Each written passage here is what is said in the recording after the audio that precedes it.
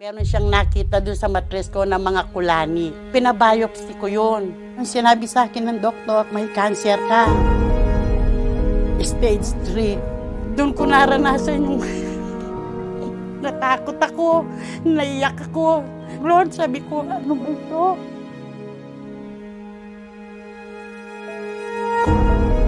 Ako si Maria Elena S. Katakutan, edad 57 years old. Nakatira sa Murcia, Concepcion, Tarlac. Nagsimula ang kwento ko po sa aking karamdaman nung last year, July 2022. Doon ako nag-umpisang natakot. Bakit hindi huminto yung bleeding ko? Gabi-gabi, ganun na lang ang lumalabas sa akin.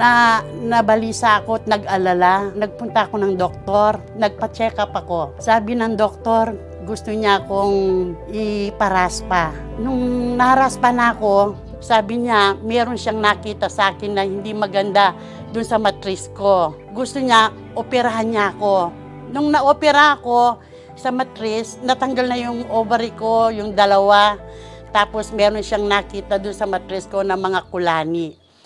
Nung nakita niya yung nagtagal, pinabalik niya ako kasi pinabiopsy ko yun. Ang sinabi sa akin ng doktor, may cancer ka. Stage 3. Doon ko naranasan yung naiyak ako. Sabi ko, matanda na ako para sa ganyan. Bakit talaga po bang cancer siya, Doc? Sabi ko. Oo, sabi niya, kailangan mong ma-opera para hindi kumalat itong nilalis na mga kulani. Natakot ako kasi unang-una wala naman akong pera. Wala talaga kaming pera. Yung anak kong panganay, nalungkot siya kasi wala yung anak ko dito eh. Nasa ibang bansa.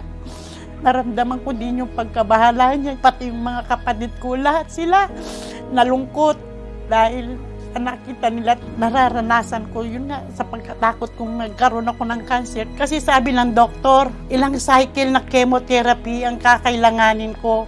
Makakalbo ka, magsusuka ka, marami kang mararanasan sa sarili mo. Yun ang kinatakot ko. Down na down ako noon. Talaga, kaya naisip ko pa, Lord, sabi ko, ano ba ito? Hindi ko talaga alam kung paano ko umpisahan. Marami talagang maano sa isip ko. Hanggang sa ako sa Facebook dahil nakakapanood na ako noon. Tapos marami akong research. Nag-research kasi ako kung ano yung mga bawal sa sakit ko. Kasi sabi ng doktor, kailangan ko ngang magpa-chemo dahil hindi daw ubra yung mga gamot. Yun, hanggang sa matagpuan ko yung Salveo Glass na yan sa Facebook. Doon ako umorder. Umorder ako noon, yung jar. Kasi yung paniniwala ko, nagagaling ako. Marami akong ininom. Ang pag-inom ko sa Salveo, pagkagising ko ng umaga, 3 kutsara sa isang baso. Pagkatanghali na naman, 3 kutsara na naman. Hanggang sa bago ako matulog. Araw-araw, ganun ang routine na ginagawa ko. Bago pa ako na-opera, nag-Salveo na ako. Doon ako nag-umpisa sa Salveo dahil gusto ko maging malakas ang katawan ko dahil mau-opera ako. Ayaw ko kasi ako kinakabahan ako. Yun, kaya yung opera sa akin, nung una raspa, tsaka yung pangalawang opera, naging successful dahil lumalakas ang aking katawan, dahil nga sa kakasalbeyo ko. Dahil pagka nandun ako sa hospital, pagkatapos kung nagising ako, yung mister ko, binibigyan niya ako ng salveyo. Yun, lumakas ang immune system ko doon hanggang sa lumabas na ako noon. Hindi ako nag-chemo. Nung dapat magpapa-check up na ako December. Nung December, hindi natuloy yun. Gawa na nung maraming okasyon. Pinadaan ko muna yung okasyon. Nagbalik ako sa doktor ko. Sabi ko, gusto ko kasing malaman ulit, Dok, kung okay na ako, kung meron pa ba akong mga bukol. Ang ginawa niya nung chinek up niya ako, inano niya ako sa matris. Hindi siya umimik. Nung hindi siya umimik, siguro wala siyang makapa. Binigyan niya ako ng papel. Binigyan niya ako kung paano ko malalaman kung clear na ako. Nagpunta ako dun sa clinic, dito sa Tarlac. Doon lahat ng check-up ko, sa dugo, sa abdomen, sa x-ray, para malaman ko kung merong mga clamps na ano. Nung nakita ko, hindi ko pa pinakita sa doktor, nabasa ng mga kapatid ko, wala silang nakita.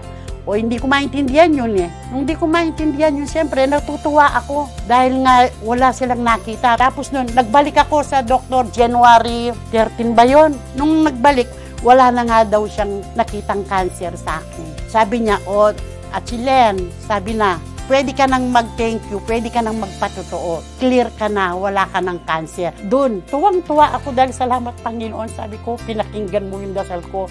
Yung pinanghawakan ko yung mga resulta na clear cancer na ako. Siyempre, masaya ako. Sino bang di sasaya? Siyempre, katanda-tanda ko na ito, nagka-cancer ako. Pero sa tulong ng Panginoon, tsaka din ng Salveyo, masaya ako dahil talagang cancer-free na ako. Thank you, Lord. Ako po si Maria Elena S. Katakutan at ito po ang aking kwentong SBG.